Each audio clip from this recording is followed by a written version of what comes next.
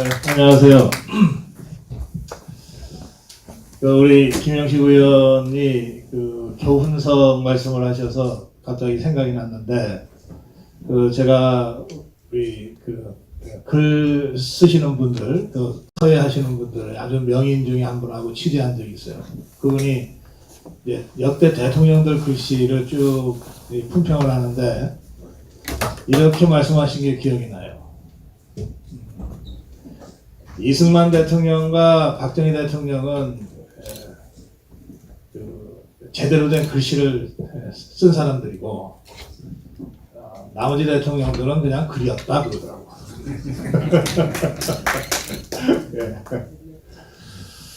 네, 오늘 제가 여러분하고 인간 박정희를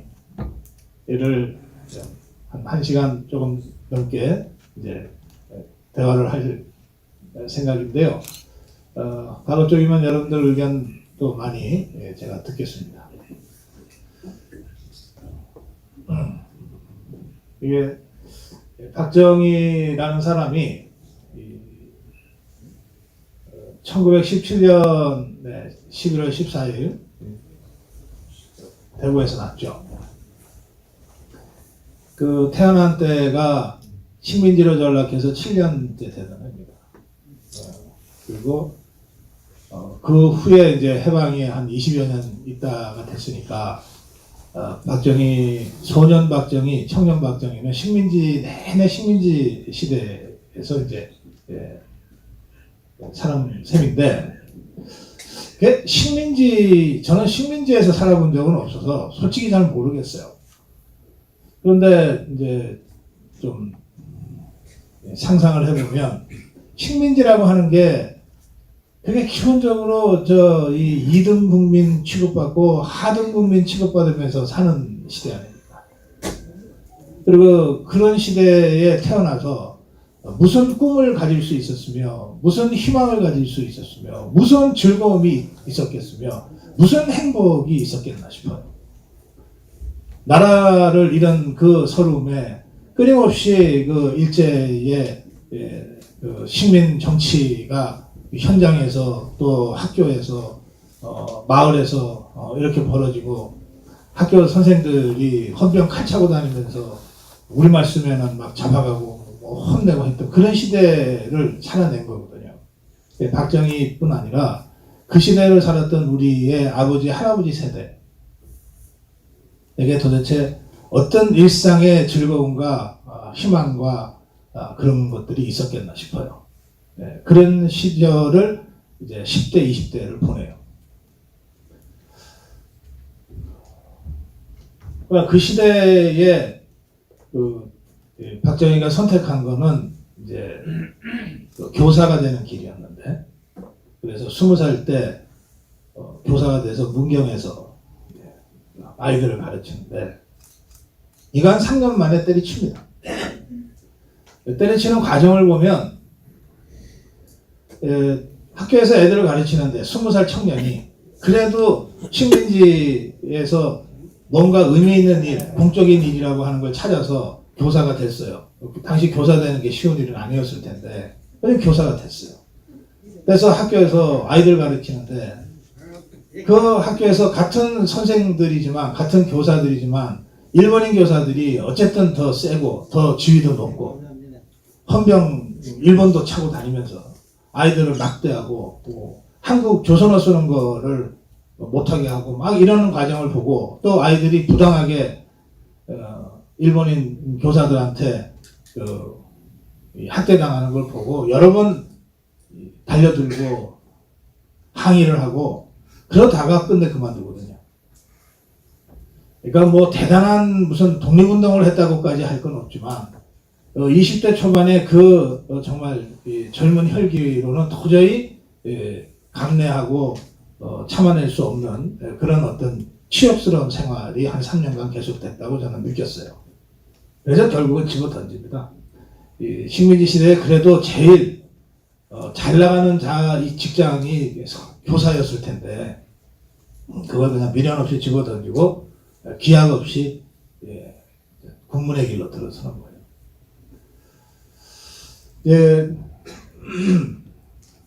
우리가 저는 이제 선친이 60되던 해에 돌아가셨어요. 고엽제로 돌아가셨어요. 6.25 전쟁 때 학도군으로 고등학교 2학년 다니다가 부산에서 6.25 전쟁 때 학도병으로 군에 입대하셨고, 전쟁통에 뭐 중공군 포로도 되고 탈출하다가 총도 맞고 하여튼 9.4일생으로 살아남아서 전쟁이 끝난 다음에 다시 돌아와서 고등학교 생활을 하려니까 너무 막막하고 깝깝하고 하기 싫고 그래서 그 길로 이른바 말뚝을 박았다고. 그래서 내처 그냥 직업군인의 길을 걸어가셨어요. 갑종이라는 단기 간부 양성 코스에서 갑종 46기로 소위 인간을 하셨어요. 근데 뭐 무슨 백이 있는 것도 아니고 뭐 육사도 아니고 그렇잖아요. 그래서 그 과목 전공을 선택하기를 당시에 최신 과목 화학이라는 걸 선택했다고 합니다.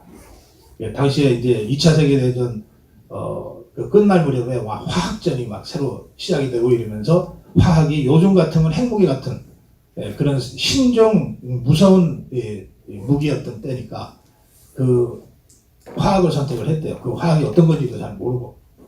그래서 화학 장교로서 평생 군문에 계셨어요. 그래서 1960년대에는 그 휴전선에 그 저쪽에 북한의 무장공비들이 시도 때도 없이 들어오고 정규군이 들어와서 우리 경비병들 못 배워가고 뭐 그럼 우리도 보복으로 또 북한에 가서 못 배워오고 막 이랬던 때인데, 그때는 이제 5월이 시작되면 풀과의 전쟁이 시작됐다 그래요. 하도 풀이 빨리 자라서, 풀이 자라면 이게 전방 초소의 경계가 이 시야가 가려지기 때문에 굉장히 위험해지니까 풀이 자라는 족족 쳐내야 되는데, 그 제초 작업을 하면 저쪽에서 딱 겨냥하고 있다가 저격병들이 그 풀배는 제초 작업하다가 많이 상했다는 거예요. 우리 쪽도 마찬가지예요. 그런데 60년대 말에 정말 혁명이 나가지고 뭘 뿌리니까 풀이 다 죽더라는 거야. 그래서 그 제초제를 집중적으로 살포하면서 휴전선의 그 풀들과의 전쟁에서 아주 완성을 거뒀다는 거예요. 그 부대를 지휘했던 사람이 제 선친이세요. 화학부대장으로. 그래서 그 풀과의 전쟁에서 압도적인 위력을 발휘한 그 제초제를 가지고 월남을 가서 월남 밀림에다가 헬기에서 그냥 쏴대고 이러면서 참전을 하셨어요. 그게 고엽제였습니다. 저도 어릴 때 제 아버지 그 화학부대에 가끔 놀러 가면 뭐 흰 밀가루 같은 거를 가지고 뭐 제가 놀기도 하고 그랬어요. 먹지는 않았어, 다행히. 그게 고엽제였어요. 그 고엽제로 결국 돌아가셨어요. 그런데 그 예순에 돌아가셨는데, 돌아가실 때까지 아버지는 저한테 굉장히 어려운 분이었어요. 비록 뭐 대학원 나오고 박사단 저보다는 학력이 한참 처지지만 그렇잖아요. 고중퇴 아니야. 고등학교 중퇴. 그리고 뭐 몸도 저보다 작아요. 한 168cm 좀 되실까? 근데 하여튼 제 앞에만 서면 막 거대한 산처럼 그런 거야, 아버지가. 그래서 무슨 얘기할 거 있어도 제대로 말도 잘 못하고 쭈삣쭈삣하고, 아버지가 어쩌다 부르면 잽싸게 뛰어가서 무릎 꿇고 탁 안고, 이제 그런 아버지와 제가 이렇게 관계를 맺고 지내다가, 그러니까 별스러운 대화도 거의 못한 거죠. 그러다가 이제 가셨어요. 그런데 아버지가 고엽제로 돌아가시기 얼마 전에 이제 군문을 그만두시고 중령으로 예편하시고 뭐 이런저런 사업을 하시다가 이제 실패도 겪고 이러면서 어느 날 제가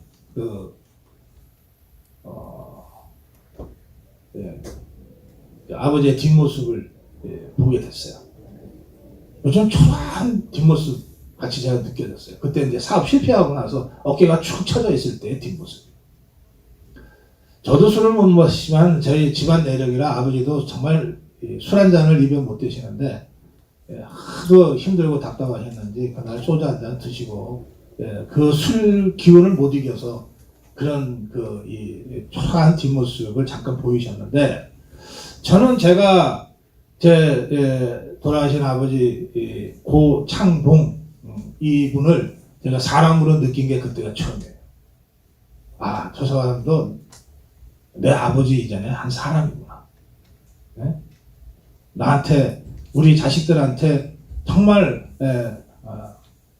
할 말 마음대로 못하고 그냥 버텨내는 그러나 약하고 상처 많은 그런 인간이구나. 그 제가 순간적이지만 잠깐이지만 제가 그걸 느끼고 많이 울었습니다.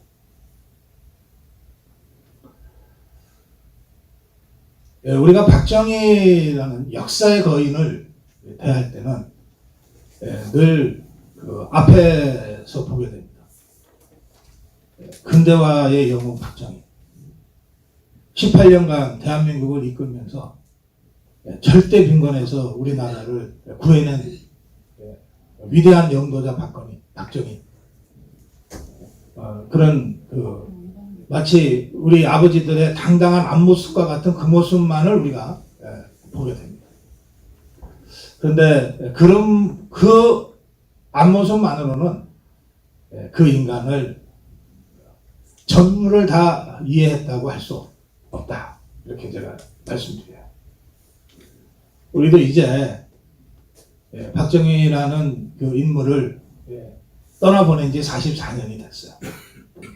이제는 그의 당당한 앞모습과 동시에 그의 초라한 뒷모습도 볼 수 있을 만큼 이제 시간이 지났다.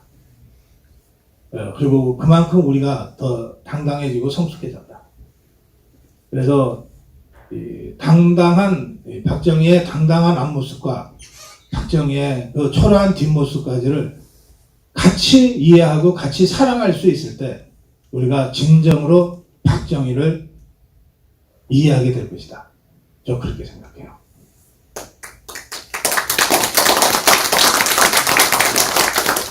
그래서 사실 이거는 박정희 연구자들 사이에서도 거의 연구가 안 된 분야예요. 거기까지 신경 쓸 여력이 없었어요. 이 좌파들이 끊임없이 뭐 친일파 박정희, 뭐 매국노 박정희, 뭐 이렇게 공격을 하는데 그걸 방어하느라고 박정희의 앞모습만 제대로 복원해도 어디냐 하는 심정으로 박정희 연구들을 해왔거든요. 그런데 이제는 그 초라한 뒷모습까지도 껴안을 수 있는 그런 자유파가 됐으면 하는 마음으로 제가 오늘 여러분께 몇 가지 고민의 단초를 좀 보내드리고 싶은 거예요. 식민지의 10대, 20대를 지낸 박정희를 한번 생각을 해보세요. 무슨 희망이 있고, 무슨 꿈이 있고, 무슨 아기자기한 재미가 있고, 그 10대 때의 그 푸릇푸릇한 그런 감성이 있었겠어요. 박정희는 태어날 때부터 저주받으면서 태어났어요. 7남매의 막내로 태어났는데 전혀 예상치 못한 임신이어가지고 그 어머니가 이 박정희를 지워버리려고 그렇게 노력을 했다는 거 아니에요.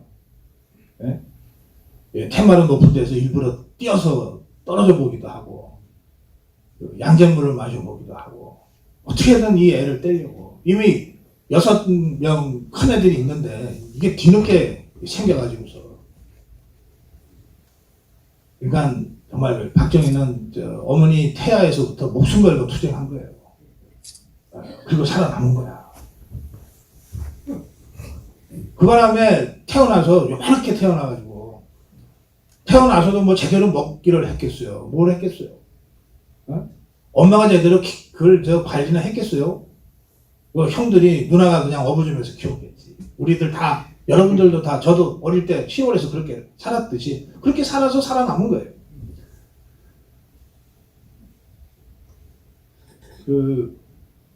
그러면서 박정희가 그 인생 평생에 걸쳐 이 롤 모델, 존경하는 사람으로 생각하게 된 한 사람을 만나게 됩니다. 그게 박상희입니다. 박상희.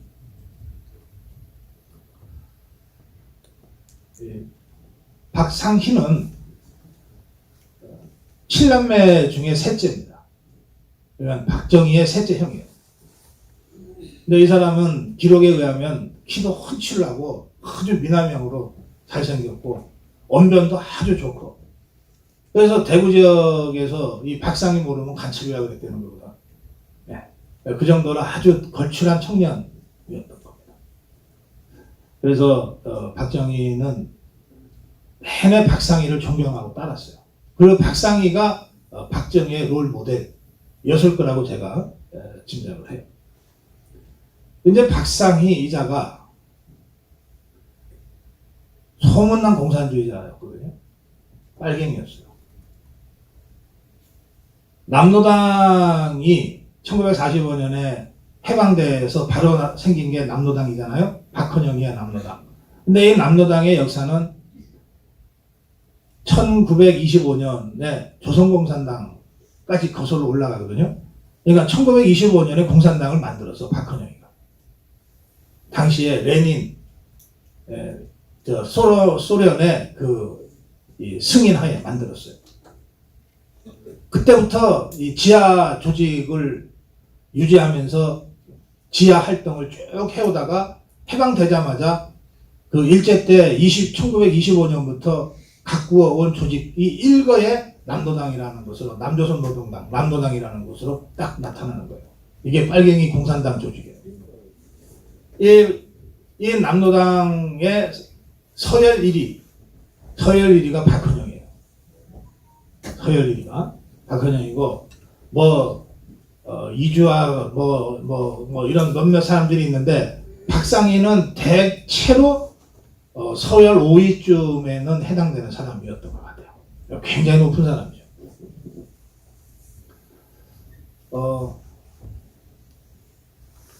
이 박헌영이는 처음에 미군정 하지, 대한민국 정치를 잘 모르던 그냥 군인이었을 뿐인 이 하지 중장이 미군정 장관을 하면서 공산당, 조선공산당까지도 다 합법적으로 활동하라고 그랬어요. 그래서 합법적으로 활동을 했어. 그러니까 가장 조직과 세력이 큰 그런 정치 세력이 된 거예요. 남조선 노동당, 남노당이. 그래서 이자들이 오만 짓을 다 하고 다녔는데, 그러다가 1946년에 정판사 위패 사건을 계기로 해서 이 남노당이 불법으로 됩니다. 불법으로 규정이 되니까 박헌영이가 도망갑니다. 잡히면 감옥 가니까 북한으로 도망가요.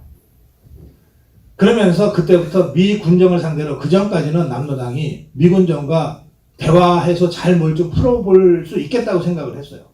그래서 미소공동위원회에 참여해야 돼, 신탁통치도 받아야 돼, 좌파가 계속 그렇게 했단 말이에요.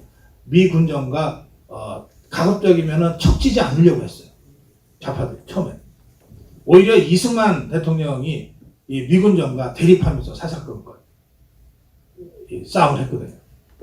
그러다가 이 정판사 위패 사건이 터지면서 박헌영이가 북한으로 도망가면서, 그러면서 미군정과의 전면전이 시작이 돼요. 그때 이 박헌영의 지시에 의해서 미군정을 인정하지 않고 무력으로 남한을 북한과 같은 인민민주주의 국가로 만들기 위한 무장투쟁 노선이 채택이 돼요. 그 무장투쟁 노선, 첫 번째로 그 무장투쟁 노선에 입각해서 무장봉기를 한 사람이 박상희입니다. 그 사람이 1946년 10월 1일 대구 무장폭동을 일으킵니다. 그게 남노당이 일으킨 첫 번째 무장폭동이에요. 박상희의 위상을 제가 지금 설명하는 거예요.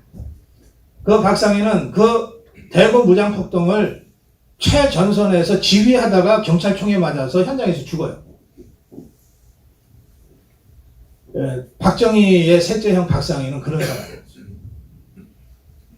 그러니까 박정희가 그 박상희로부터 굉장히 큰 영향을 받았을 게 분명합니다. 우선 박상희가 멋있고, 박상희가 당대에 어쨌든 이 대중들로부터 존경받는 이 사회적, 정치적 지도자 중에 한 사람입니다. 그리고 목숨 걸고 뭔가 공적인 일을 위해서 일하다가 죽은 사람이고, 예, 그런 이 공적 인간으로서의 박상희, 이게 박정희, 소년 박정희, 청년 박정희한테 엄청난 영향을 준 거죠. 그래서 그 박상희의 딸이 있어요. 박상희가 남겨놓은 딸, 그 딸을 나중에 박정희가 자기가 가장 아끼던 후배한테 시집을 보내요. 끝까지 챙겨준 거야. 네? 그 딸 이름은 박영옥이고, 그 사위는, 조카 사위는 김종필입니다. 그러니까 박상희에 대한 박정희 대통령의 그 마음은 굉장히 깊었던 거예요. 자, 뭐 그건 그렇고,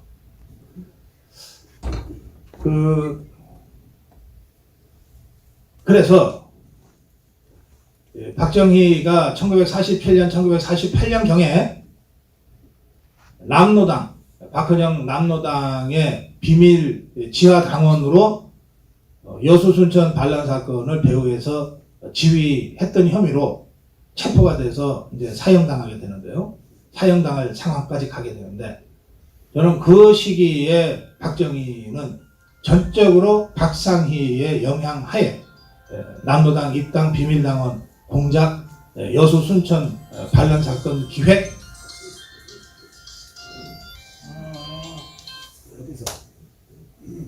까지 하게 됐다, 이렇게 생각해요. 뭐 그렇다고 해서 박정희의 젊은 날의 선택이 다 박상희 탓이었다, 제가 그렇게 얘기하는 거 아니에요. 박정희의 선택이고, 그 박정희 스스로 그 선택에 책임을 져야 됐지만, 그 선택이 어쩌다 갑자기 생긴 게 아니고, 이 박상희라는 평생의 그 멘토로부터 영향이었다는 거예요. 그걸 우리가 이해를 해야 된다는 겁니다. 이게 굉장히 아픈 대목이에요. 우리 자유파는 박정희 대통령을 너무 좋아하고 너무 존경한 나머지, 이 박정희라는 인물이 흠집 하나 없기를 바랬던 것 같아요. 그런 흠집 하나 없는 사람은 현실에는 존재하지 않아요. 왜 큰 나무는 나무가 클수록 옹이가 많다고 그러잖아요. 그 옹이라는 게 다 상처가 아문 흔적들이잖아요. 옹이 없는 큰 나무가 어디 있어요? 그걸 우리가 정시하고 똑바로 바라보고, 그리고 그걸 넘어서는 큰 틀에서 다시 이걸 껴안고 해석해낼 수 있느냐 없느냐는 것은 우리들의 문제예요. 박정희는 그렇게 살다 갔어요. 상처 많은 인생을 살다 갔는데, 이 용렬한 후배들이 그 박정희의 인생 중에 우리가 듣기 좋아하고 말하기 좋아하는 것들만 추려갖고서 현실과는 다른 박정희를 만들어 놓고 우상숭배하듯이 했던 건 아니냐 라고 하는 반성을 우리 스스로 해야 될 때가 됐다는 거예요. 네, 박정희는 빨갱이였어요. 그것도 구체적으로 그 빨갱이 활동을 하게 되는 그 동기와 멘토가 있는 거예요. 그 동기는 그게 뭐든 어떤 공적 활동을 하고 싶다는 거예요. 그리고 자신의 평생의 멘토였던 박상희를 따라 남노당 활동을 하게 된 거예요. 그렇게 해서 이제 사형당할 위기에 처합니다. 그런데 실제로 사형 선고를 받아요. 받고 나서 당시 박정희를 가까이 알던 군의 동료와 선배들이 이제 구명운동에 나서게 되는 거예요. 당시에 박정희는 사형 선고 받을 때 군인 신분으로 잡혔기 때문에 군법에서 사형 선고를 받은 거예요. 그거를 이제 동료와 선배들이 구명운동을 하게 되는데, 구명운동을 했던 사람들의 그 박정희를 죽이면 안 된다고 하는 주장은 똑같아요. 똑같아. 딱 하나. 이렇게 능력이 뛰어난 사람을 죽이면 우리나라에 너무 아깝다는 거예요.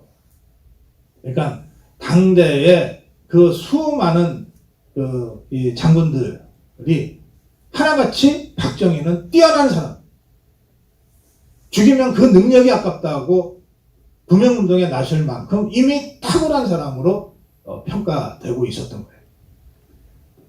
그 구명운동에 나섰던 사람이 직접 박정희를 잡아서 수사했던 방첩대장, 예? 방첩대장도 있고, 또 여러분들이 잘 아는 백선엽 장군도 있고, 정도영 총장도 있고, 뭐 그런 겁니다. 당시 최고의 그 군 지휘관들은 거의 예외 없이 박정희를 죽이면 우리 국가적으로 큰 손해다. 비록 잘못을 했으나 지금 반성하고 뉘우치고 있으니 살려서 기회를 주고 나라를 위해서 다시 크게 씁시다. 이게 이승만 대통령한테 탄원이 들어가요. 이승만 대통령이 결단을 합니다. 이승만 대통령이 맞아면 요즘 말로 치면은 사명권을 행사해서 박정희를 풀어줘요. 감옥도 안 살려. 풀어주고 민간인으로 군에서 일하게 만들어요. 군속이 된 거예요. 군속으로 일을 하면서 박정희가 6.25 직전에 군속으로 군 첩보부대에서 일을 하면서 6.25 직전에 만들어서 제출한 보고서가 있어요.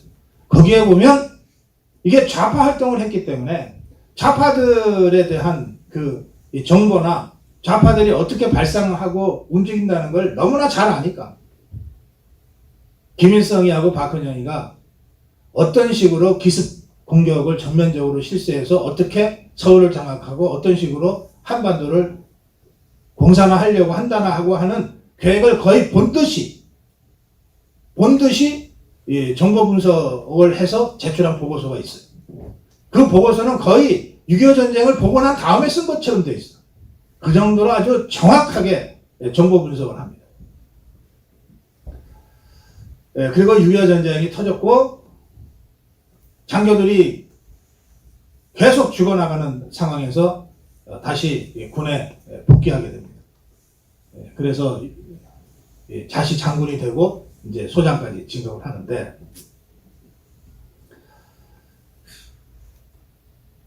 그런데 한번 이 빨갱이였다고 하는 이 딱지는 쉽게 없어지지 않죠. 그래서 실력에 비해서 계속 진급이 늦어지는 거예요. 계속 진급이 늦어져서 만년 소장, 물론 이제 옷 벗게 생긴 상황이 됐어요. 그게 이제 5.16 쿠데타 전야 때의 상황입니다. 이전에 짧게 한 가지 짚고 넘어갈 거는, 그럼 이 사람이, 박정희라는 사람이 여수 순천 군사반란의 배후로 지목이 돼서 김창룡 특무대에 의해서 체포가 돼서 사형 선고를 받았던 그때 1949년쯤 되는데요. 이때 나이가 그러니까 32살 좀 되잖아요. 이 사람이 이제 사형을 받은 거예요.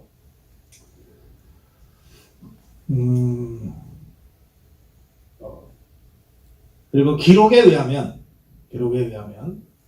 여기서 박정희가 심경의 변화를 일으켜서 자신의 남로당 좌익 활동을 반성하고 수사에 적극 협조해서 수십 명의 국군 내에 침투되어 있던 남로당 빨치산들을 체포하는 데 결정적인 역할을 했다. 그 공로로 목숨을 구했다. 이렇게 되어 있어요.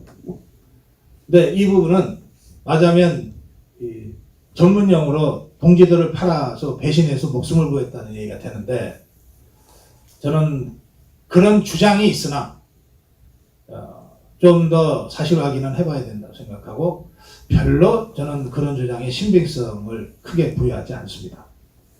왜냐하면 대통령 사면권이라고 하는 것은 이 사람이 나쁜 짓 했는데 자기 동료를 꼰질렀기 때문에 살려주자 이런 차원으로 결정되는 게 아니거든요.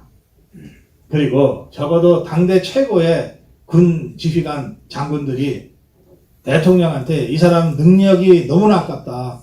살려서 국가를 위해서 다시 쓰게 기회를 달라고 요청할 때는 그런 정도의 무슨 수준으로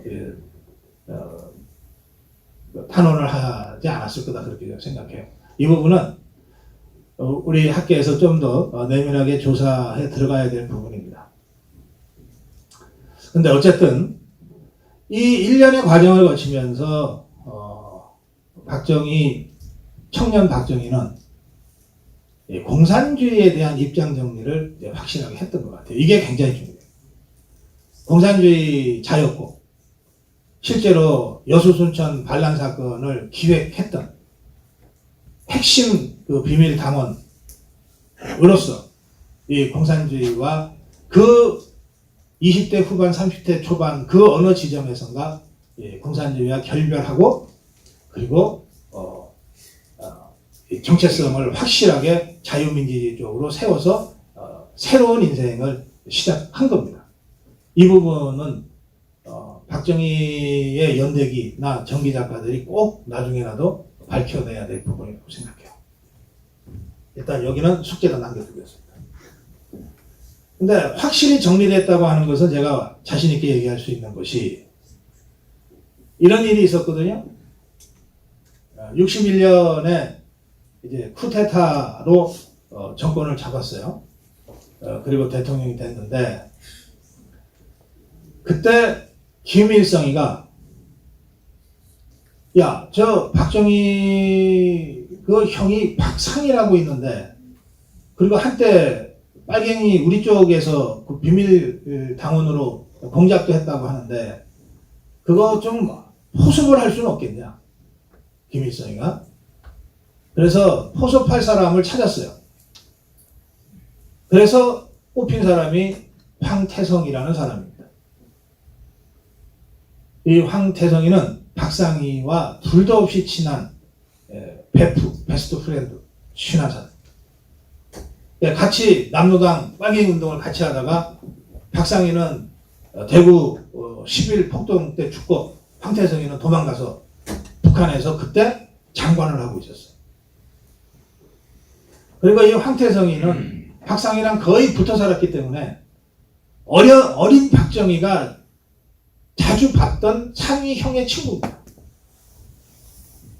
이 황태성이를 김일성이가 내려보냅니다. 쿠데타로 권력을 장악한 박정희를 포섭해라. 내려보냅니다. 또 황태성이가 내려왔어요. 당시에는 뭐 그냥 들락날락이 쉬웠던 때니까 내려왔어. 내려와가지고 이자가 대담하게 행동을 해요. 박정희를 만나야 되니까 박정희를 안 만나면 아무짝에 해도 소용없는 짓이니까 박정희를 만나야 되는데 몰래 청와대로 숨어 들어갈 수는 없고 그래서 이자가 대놓고 나 북에서 온 간첩인데 박정희 만나러 왔다 이렇게 소문을 내요. 실제로 파출소에 그래서 거의 자수하다시피 가서 그래서 이제 박정희한테까지 이게 보고가 되게 됩니다. 그리고 이제 이 사람은 이제 당시에 중앙정보부에 이제 잡혀 있는 상태가 됐어요. 박정희가 이 황태성이를 만날 거냐. 여기에 가장 관심을 갖고 들여다본 쪽이 누구냐? 미국입니다. 미국은 박정희라는 사람이 쿠데타를 해서 정권을 잡았다는데 저 사람 프로필 갖고 와봐 해서 보니까 뭐 유의미한 프로필이라고 하는 게 여수순천 반란 사건 말고는 없거든. 이거 빨갱이 아니야? 이렇게 된 거예요. 야, 이 큰일 났다. 그러니까 미국이 그런 경험이 많거든요. 남미나 아프리카 이런데 어느 날 갑자기 듣도 보도 못한 듣보잡이 뭐 쿠데타에서 정권 잡았다는데 알고 보니까 공산당이었다 뭐 이렇게 해서 반미운동이 막 거기서 벌어지고 이런 경우들이 적지 않았기 때문에 박정희라는 사람이 새로 정권 잡았다고 하는데 알고 보니까 이게 좌파 병력이 있다. 그래서 경계한 거예요. 그런데 황태성이가 내려왔잖아요. 김일성이가 보낸 사자지. 황태성이 내려왔잖아. 이걸 미국이 정말 주의 깊게 들여다보고 있었어요. 박정희가 황태성이를 만나서 무슨 말을 할까? 이제 박정희가 며칠을 고민합니다. 며칠을 고민하고 박정희가 어떤 결단을 내리냐? 안 만나고 사형시켜. 아예 만나지도 않고 사형 집행. 그게 김일성에 대한 박정희의 대답이었어요. 난 이제 너네하고 대화하지 않는다. 너네는 적이다. 이거를 황태성을 사형 집행시켜서 행동으로 보여줍니다. 미국이 그때부터 안심하기 시작해요. 아, 이게 박정희가 좌파는 아닌 거야. 그러니까 이런 고비가 있는 거예요. 박정희의 인생 속에서는 이런 고비가 있는 거예요. 근데 이게 참 제가 말은 이렇게 옛날 얘기니까 그냥 쉽게 하지만 황태성을 보지도 않고 죽이는 그 결정을 하는 과정에 박정희의 마음을 한번 상상을 해보세요. 자기가 가장 존경하던 형의 가장 가까운 친구야. 어릴 때부터 잘 알던 친구야. 잘 알던 형 친구야. 이 사람이 어쨌든 장관급이야. 그냥 대충 아무나 하는 간첩도 아니고 김일성이가 뭔가 직접 메시지를 보내서 자기를 만나러 왔다 그래. 뭐 만나서 뭐 잘못될 것도 없어. 이런 상황에서 만나지 않고 죽이는 선택을 박정희가 하는 거예요. 이거는 이 대한민국 대통령으로서의 어떤 전략적 선택이기도 하지만 인간 박정희로서 굉장히 아픈 선택이기도 한 거예요. 이런 게 박정희의 인생이야.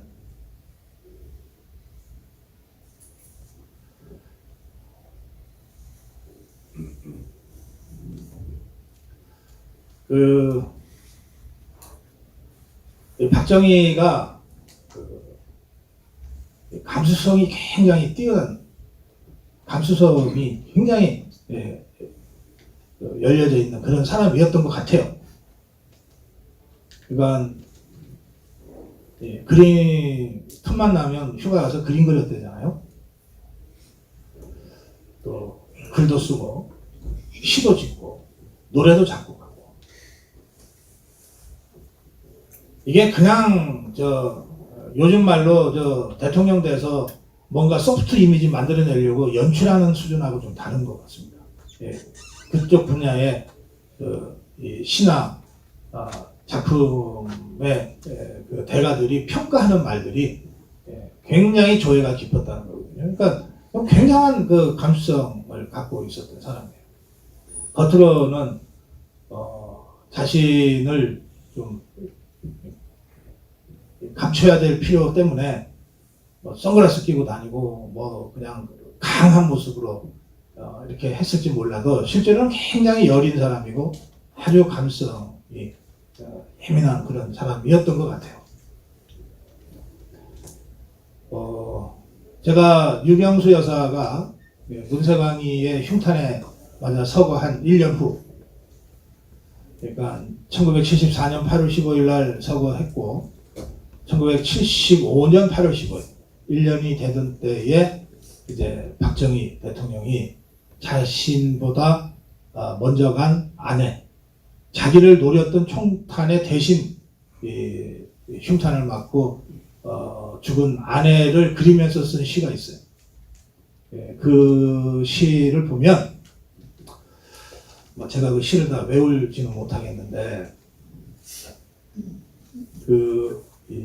유경수 아내 유영수를 향한 박정희의 이 마음 있잖아요. 그게 너무나 애절해서 이렇게 그렇게 길지도 않은 시인데, 그리고 그 시에 이제 노래가 붙여져 있는데 그 시를 들을 때마다, 그 노래를 들을 때마다 몇 번씩 울컥해요.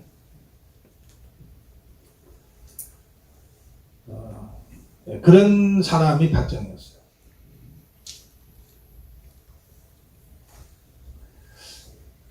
그러니까 이 사람이 그 독재자라고 지탄받고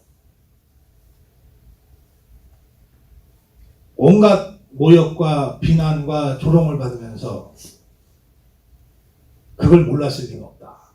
자신을 향해서 사람들이 어떤 욕을 하고 어떤 비방을 하고 어떻게 손가락질 하는지를 몰랐을 리가 없죠.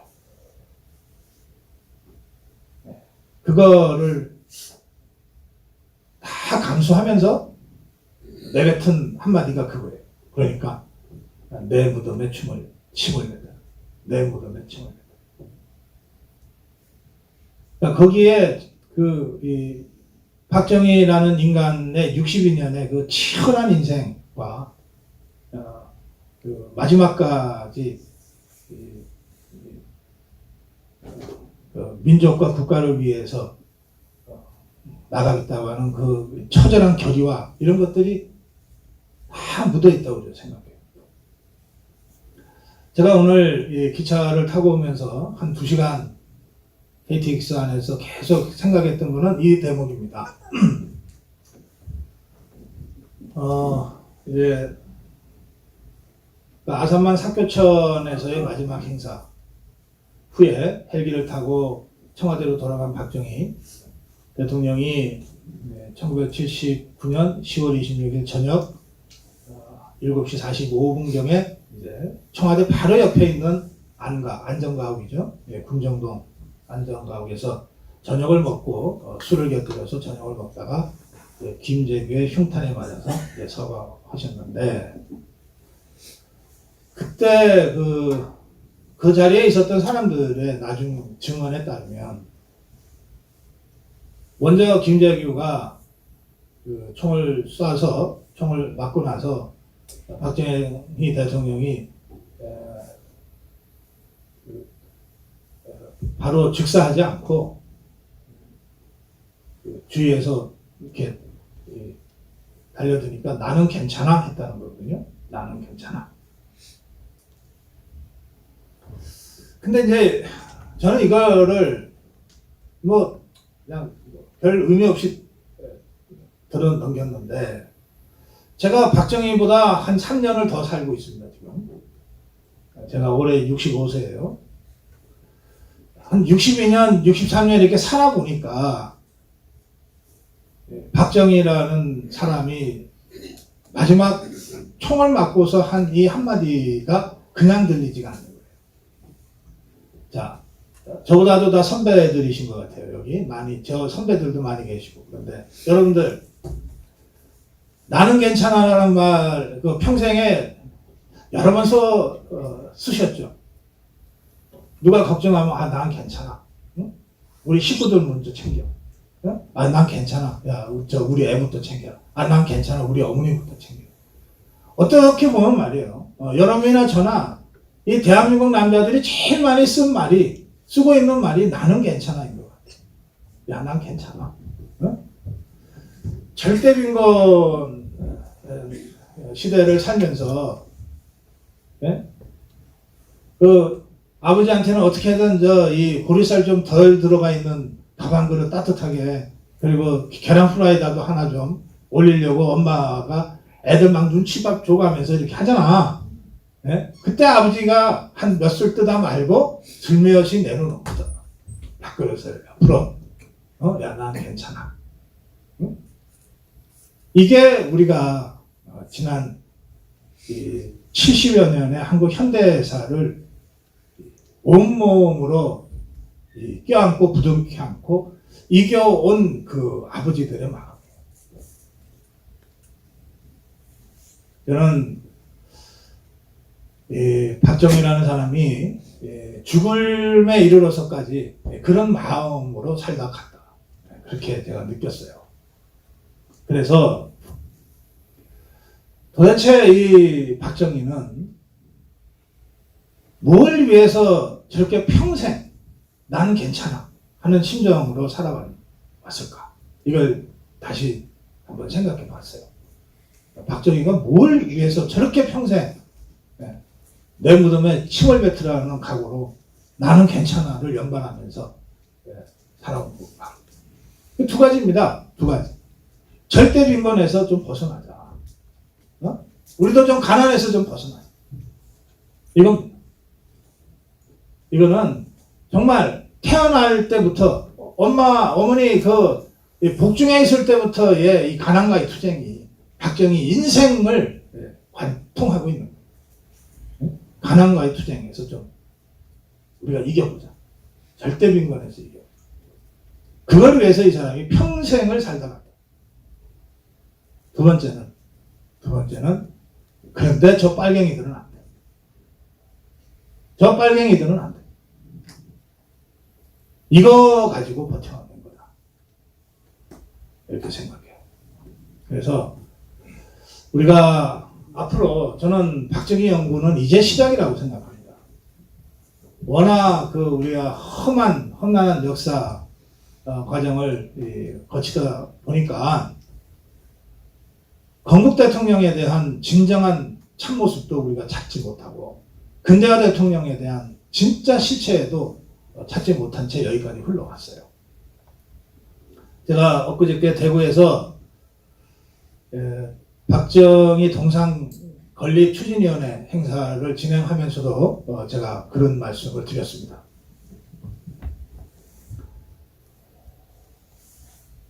박정희라는 인물을 그 전체를 다 우리가 껴안고 가지 않으면 안 된다. 박정희가 잘한 부분, 잘했다고 좌파들까지도 인정하는 부분들이 있잖아요. 그것만 달랑 떼내서 데리고 가는 박정희는 진짜 박정희가 아니다. 제가 그 동상건립 추진위원회에서 칼레 시민이라는 노댕의 작품을 제가 말씀을 드렸는데 그 얘기를 마지막으로 잠깐 하면서 오늘 강연 제 말씀을 줄이겠습니다. 1300년대, 1400년대 그때인데요. 영국하고 프랑스가 120년간 전쟁을 했어요. 그걸 100년 전쟁이라고 역사에서 부릅니다. 그 100년 전쟁 중에 영국의 에드워드 3세라는 왕이 프랑스의 해안 도시 칼레를 포위를 해요. 근데 이 칼레 시민들이 죽자고 달려들면서 11개월을 버텨요. 성 하나가 11개월을 버티니까 전선 전체를 지휘하기가 어려워지잖아요. 손해가 막대하게 발생했어요. 그 에드워드 3세가 엄청 화가 났어. 저 칼레 저것들 다 죽여야 되겠다. 식량도 떨어지고 무기도 떨어져서 이제 칼레가 마침내 항복을 하겠다고 항복 사절을 에드워드 3세한테 보내는데 에드워드 3세가 난 너네 다 죽이려고 했다. 근데 너네가 이렇게 항복하겠다고 하니 좋다. 조건을 걸다. 6명은 그래도 내가 죽여야 되겠다. 6명 죽을 사람을 먼저 보내라. 그리고 나면 내가 나머지는 살려줄게. 이랬어요. 칼레 시 입장에서는 진짜 협상 잘한 거지. 항복 협상. 6명만 죽고 나머지는 사니까. 돌아가서 이제 그 얘기를 했습니다. 에드워드 3세가 이러더라. 그때부터 칼레 시민들이 서로 얼굴만 쳐다볼 수밖에 없지. 야, 네가 먼저 죽을래. 네가 먼저 죽을래. 6명을 죽어요. 6명이 죽어야 돼. 그래서 제일 먼저 내가 먼저 죽겠다 하고 나선 사람이 칼레의 가장 부자인 피에르라고 하는 사람, 생피에르라는 사람이 내가 죽겠다 나섰어요. 그러자 뒤를 이어서 당시 칼레 시장도 나도 같이 죽겠다. 이렇게 해서 6명의 자원자가 생겼어요. 결국 이 이야기는 해피엔딩으로 끝납니다. 임신 중이었던 에드워드 3세의 왕비가 우리의 아기를 위해서라도 이 사람들 살려주세요. 애원을 해서 이 사람들 다 살려줘요. 그리고 해피엔딩으로 끝나는데 이제 칼레 시민들은 그때 내가 죽겠다고 나섰던 그 6명의 영웅을 한시도 잊지 않고 기려왔던 거예요. 그래서 1850년대 그때에 이제 그 칼레시가 500년이 됐어요. 도시가 개화에 문을 연 지 500년이 된 그 때를 맞춰서 칼레의 상징물을 바로 그 6명의 시민들을 기리는 걸로 하기로 하고, 당대 최고의 조각가 로댕한테 칼레 시민들 상을, 조각상을 만들어 달라고 의뢰를 합니다. 이 의뢰를 받은 로댕, 천재죠. 정말 천재인데, 이 천재 로댕이 의뢰를 받고 이 작품을 만드는데 10년이 걸립니다. 너무너무 어렵게 작품을 해요. 너무너무 어렵게 작품을 해요. 10년 만에 그 작품이 마침내 완성됐고 500주년에 맞춰서 완성이 됐고, 동상 건립식에 이렇게 휘장을 내리잖아요. 네, 그걸 했는데 로댕, 당대 최고의 조각가 로댕의 작품, 그리고 자신들의 지금이 있게 만든 이 칼레의 영웅들의 모습, 이 칼레 시민들이 정말 큰 기대를 갖고 지켜봤는데, 휘장이 거치자마자 칼레 시민들의 입에서 전부 다 막 외마디 소리와 막 욕설이 터져나왔어요. 왜 그랬냐면, 로댕이 만든 칼레 시민이라는 조각품은 죽음을 앞두고 공포에 떨고 있는 사람들의 모습이에요. 막 헤라클레스나 무슨 다비드 같은 영웅상이 아니고 이제 죽으러 가는 사람을 그린 거예요. 6명의 대표가 에드워드 3세한테 가서 이제 사형당하는 거예요. 그 장면을 6명의 얼굴을 정말 인간의 모습으로 그려내요. 아무리 용감하게 내가 내 가족을 위해서, 내 시를 위해서 내가 죽겠다고 나섰지만 죽음은 두려운 거예요. 그 죽음이 1시간 앞으로, 30분 앞으로, 10분 앞으로 다가오고 있는 그때의 그 6명의 그 약한 모습, 번민하는 모습, 이런 모습들로 칼레 시민이라는 조각상이 그려져 있어요. 로댕 박물관에 가면 그 칼레 시민이라는 작품을 보실 수가 있습니다. 저는 그 칼레 시민 작품을 보기 위해서 일부러 파리를 한 2번인가 더 간 적이 있어요. 잘 발걸음을 떼지 못할 정도의 아주 충격입니다. 근데 이게 사람 아니냐는 생각이 들어요. 이게 사람 아니냐. 죽음 앞에 약해지지 않는 건 사람이 아니야. 그게 아무리 의로운 죽음이라도, 아무리 명분이 있는 죽음이라도 죽음 앞에서 인간은 약해질 수밖에 없는 존재다. 그걸 속이면 안 된다. 그 약함이 있기에 그들의 행동이 영웅적일 수 있는 거예요. 만약에 부사신이 있다면 그 부사신이 나 대신 죽을게 하는 게 무슨 대단한 이야기거리가 되겠냐. 약한 인간이 그 마지막 자신의 생명까지 던져서 자신의 조국과 자신의 가족을 살리겠다고 했던 그 용기가 비로소 인간을 인간답게 만드는 것이다. 칼레 시민은 그 점에서 용기를 실천한 사람들이다. 이게 로댕이 얘기하고 싶었던 거고, 그 이후에 칼레 시민들도 그 로댕의 작품의 그 메시지를 받아들이면서 지금은 누구보다도 그 칼레 시민이라는 작품을 사랑하게 됐다고 합니다. 저는 우리의 박정희도 그런 피가 흐르고 살이 만져지는 그런 사람으로 우리 주위에 남아 있어야 된다. 그렇게 생각하는 거예요. 그리고 그거는 절대 저 자유파들한테서는 나올 수 없는 인간 박정희의 모습입니다. 우리 자유파만이 박정희 대통령을 사무치게 사랑하고 그리워하는 우리 자유파만이 박정희를 피가 살이 살아있는 인간 박정희로 다시 재현할 수 있다. 그렇게 생각합니다. 예.